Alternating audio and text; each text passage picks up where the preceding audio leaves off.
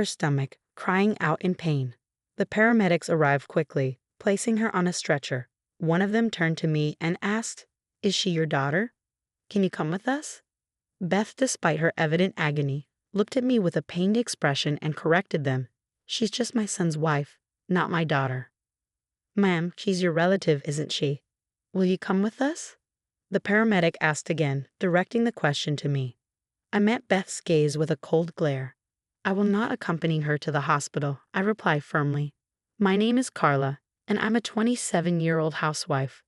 My husband Leon and I have been married for 3 years. We met at a mixer hosted by a mutual friend. Leon, with his cheerful and outgoing personality, was someone I admired from the start. Unlike me, he could talk to anyone with ease.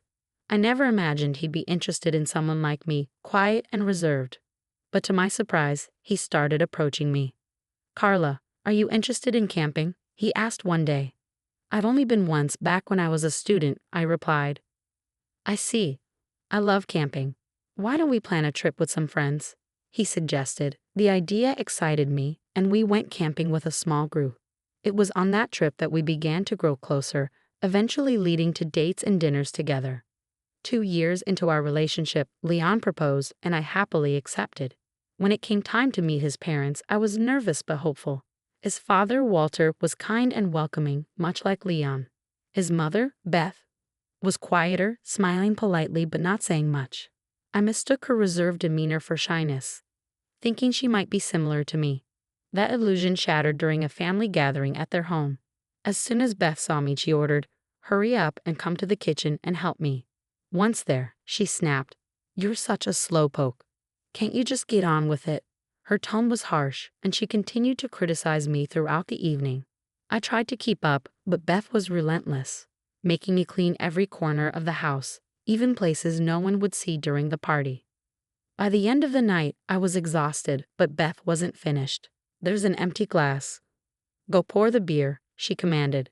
Then she turned to the other relatives and remarked, "Please excuse Carla. She's really an uncaring wife, spoiled from her upbringing. It's hard teaching her everything." She laughed cruelly, casually insulting both me and my parents. I glanced at Leon, who was drinking and chatting loudly, seemingly oblivious to my distress. His indifference hurt more than Beth's words. This was my first real encounter with Beth, and it was nothing like the quiet, gentle impression she had given when we first met. It became clear that she had been assessing me all along, perhaps deciding what kind of daughter-in-law I would be. Later that night, Walter approached me. "Carla, I'm sorry for the hard time Beth gave you. She has a strong personality, and she's very attached to Leon since we had him late in life. I hope she didn't cause you too much trouble." "It's not a problem," I replied, trying to ease his concern, though deep down, I was starting to realize the challenges ahead. Despite everything, I wasn't completely dissatisfied. I knew some mother-in-laws could be difficult, and I had heard stories of uncooperative husbands, but Leon was kind at home, sharing household chores and being generally supportive. Over the next year, we visited his parents only on holidays, but everything changed when Walter had a serious accident and needed care. Beth asked us to move in with them, but I never imagined it would turn out to be the biggest mistake of my life. When we moved into my in-laws' house, Beth initially greeted us kindly. "Thank you for coming and taking care of us," she said, her voice warm and welcoming. Just as I started to believe her attitude had changed, she quickly added, "Now, I want you to start doing some housework right away." "Excuse me?" I replied, taken aback. "You're the wife who married into this family, so it's only natural for you to do the housework. I need you to vacuum and wipe the floors immediately. What are you waiting for? Hurry up." Beth's tone turned sharp, and I found myself being treated like a servant from the moment we moved in. It didn't take long to realize that Beth's behavior at the family party wasn't a one-time thing. This was who she truly was. She began pushing all the household chores onto me, despite my full-time job. I couldn't manage the housework during the day, so Beth would pile it all on me after I returned home from work. Every evening, I come home exhausted, only to wash the dishes from Beth's lunch, cook dinner, clean the bathroom, and prepare a bath for her. I also had to clean the rest of the house, including the toilet. In the mornings, I was up early to make breakfast and prepare lunch for Leon. As Beth insisted, don't feed him unhealthy pre-made meals. If I didn't comply, she would get furious. Day after day, I forced my tired body to keep up with these demands, but as time went on, my work and the quality of my housework started to suffer. "You're so slow. Can't you do anything right? You're absolutely useless." Beth's verbal abuse became more frequent, and I grew more and more exhausted, both physically and mentally. The most painful part was my husband's indifference. He never defended me or acknowledged the toll this was taking on me. In fact, since we moved in, he had stopped helping around the house entirely.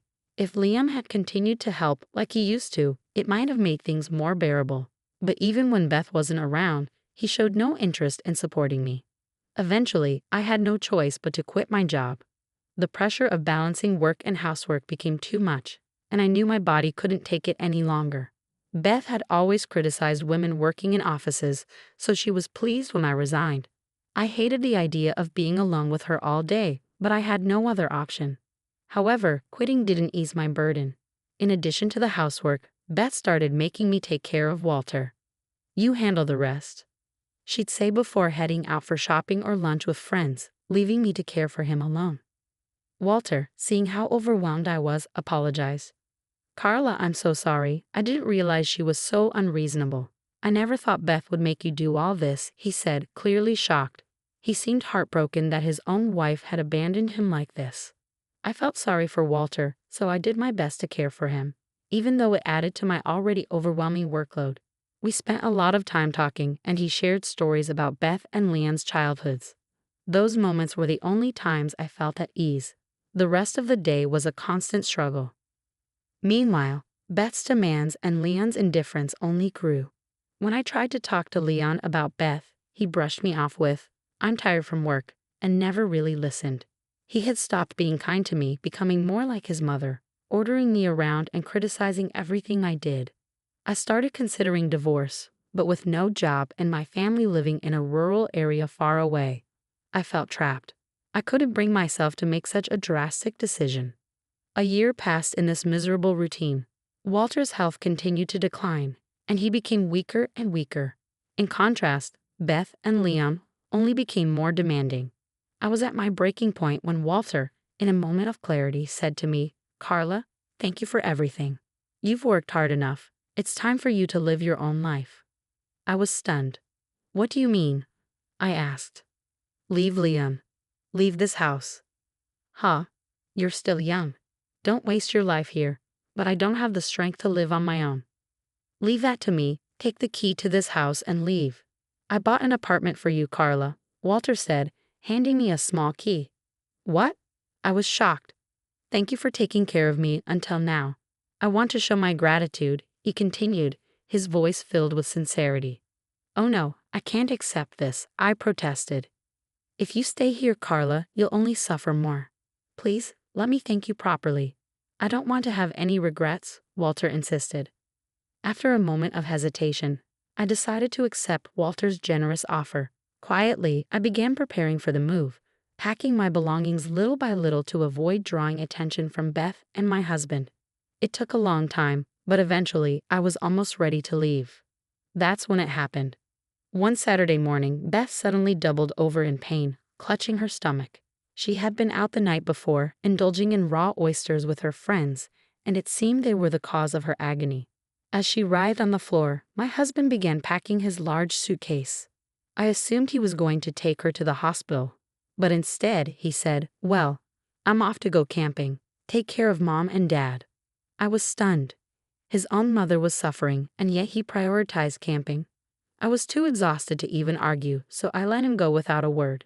Meanwhile, Beth was on the floor, screaming, "Call an ambulance." I had no choice but to do as she asked. When the paramedics arrived and placed Beth on a stretcher, one of them asked, "Is she your daughter? Will you come with us?" Beth, still in pain, looked at me and corrected them. "She's just my daughter-in-law, not my daughter." The paramedic, puzzled, turned to me again. "You are her relative, though. Can you come with us?" I looked at Beth coldly and replied, "I will not accompany her to the hospital. She's bullied me, forced me to care for Walter alone, and made my life miserable. I'm leaving this house, and I'm getting a divorce. I'm a stranger to her now." Beth was speechless, her eyes wide with disbelief. But I didn't care. I went to my room, packed the rest of my things, and prepared to leave. The paramedics awkwardly carried Beth out as I finished my packing. Before leaving, I visited Walter's room one last time. "Walter, thank you so much for everything," I said. "That's my line. Thank you, Carla. Be happy," Walter replied, waving me off with a gentle smile. I waved back, then left the house, finally free. I had already arranged for a care helper to look after Walter when Beth wasn't around, so I knew he would be in good hands. I moved into the apartment Walter had given me, a beautiful, spacious place that must have cost at least $300,000. By the time the move was complete, the apartment was officially in my name.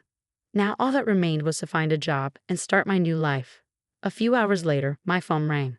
It was my husband, his voice panicked. "Hey, why didn't you go with Mom to the hospital?" "She's furious." "There's no obligation for me to accompany her," I replied calmly. "I'm going to be a stranger to her soon, remember." "Huh? I'm divorcing you. The papers are on the table." "What? Why? We're really done for if you do this. If you don't understand why, then it's hopeless. You've ignored Beth's constant abuse toward me, and now you've started treating me just like she does. I can't stay with someone like that." "But even if you get divorced, you have nowhere to go," he protested. "Actually, I have a house. Walter gave me a condo." "What?" His shock was palpable. "From now on, you'll have to communicate with me through my lawyer." With that, I hung up the phone. Apparently, my husband and Beth caused quite a scene after that, but Walter simply ignored them. In the end, he filed for divorce from Beth and kicked both her and my husband out of the house. He sold the family home and moved into a care facility. Beth and my husband lost everything. Meanwhile, I filed for alimony due to the abuse and harassment I'd endured, leaving them in debt and living in poverty. On the other hand, I found a new job and now live comfortably in the condo Walter gave me. From here on, I'll focus on living a peaceful life and finding what truly makes me happy.